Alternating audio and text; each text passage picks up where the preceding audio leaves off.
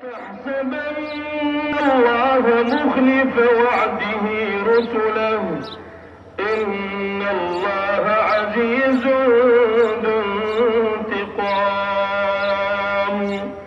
يوم تبدل الأرض غير الأرض والسماوات وبرزوا لله الواحد القهار وترى المجرمين يومئذ مقرنين في الأصفاد سرابيلهم من قطران